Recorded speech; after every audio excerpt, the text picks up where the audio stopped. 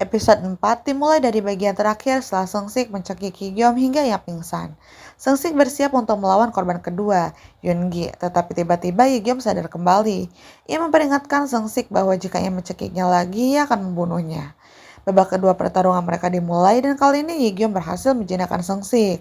Melihat Seungsik hampir kalah, sahabatnya sekaligus pemimpin geng Songwook ingin turun tangan, tetapi Yoongi menghentikannya. Yoongi memberitahu Hyeom bahwa sejak Ji-hyuk hanya ada 2 orang yang harus dikalahkan, jadi perkelahian bisa dihentikan. Ia berkata bahwa ia akan mengurus orang kedua itu. Yoongi adalah petarung yang ahli dalam bersembunyi. Songwook nyaris tidak mendapatkan pukulan padanya. Ia mengakhiri pertarungan dengan tendangan melingkar yang disebut Pence Benefits. Namun, Hyeom tidak mudah dikalahkan.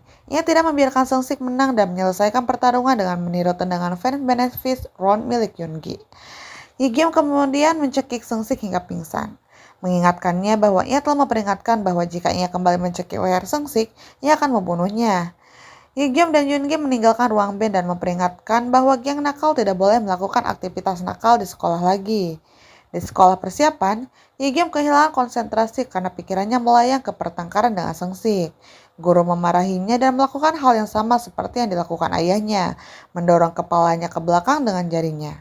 Hyeom menghentikan gurunya yang memintanya meninggalkan kelas jika dia tidak ingin belajar. Hyeom memilih untuk pergi. Di rumah, ayahnya semakin memarahinya dan memerintahkan agar mereka meminta maaf kepada guru di sekolah persiapan keesokan harinya. Hyeom dengan enggan setuju. Kemudian, Hyeom bertemu dengan Yoongi. Ia ingin Hyeom bergabung dengannya dalam melawan para penindas di sekolah. Dan target berikutnya adalah dari sekolah lama Hyeom, Kim Nam-yeop, menyiksa para siswa di sekolah, tetapi kejahatannya mudah ditutup-tutupi oleh ayahnya karena adalah seorang profesional di Universitas Kedokteran. Yoongi ingin Hyeom bergabung dengannya dalam mengembalikan pendidikan ke akarnya dengan menghadapi para penindas di sekolah.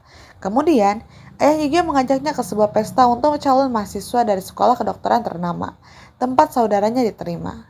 Ia bertemu dengan Nam-yeop yang duduk di meja tengah bersama ayahnya dan dekan sekolah, di antara orang-orang terhormat lainnya. Sementara, ayah Hyeom secara terbuka mengagumi Nam-yeop atas kemampuannya yang luar biasa dalam bidang akademik dan olahraga. Hyeom hanya memikirkan video yang mereka lihat saat dia menindas anak cacat di sekolah. Ketika ayahnya meminta dia untuk menyapa, Hyeom bertanya tentang Woo Sheng-fan. Dia mengatakan bahwa Nam-yeop bukanlah salah satu dari orang-orang yang menciptakan hal-hal untuk membantu orang cacat, tetapi dia menindas mereka. Ayah Nam-yeop mencoba mengatakan itu semua hanya rumor, tetapi Hyeom bersikeras mengatakan ada sebuah video. Lalu Soktae membawa Hyeom menjauh dari meja. Hyeom melawan ayahnya dan berkata bahwa ia tidak ingin menjadi seperti kakaknya.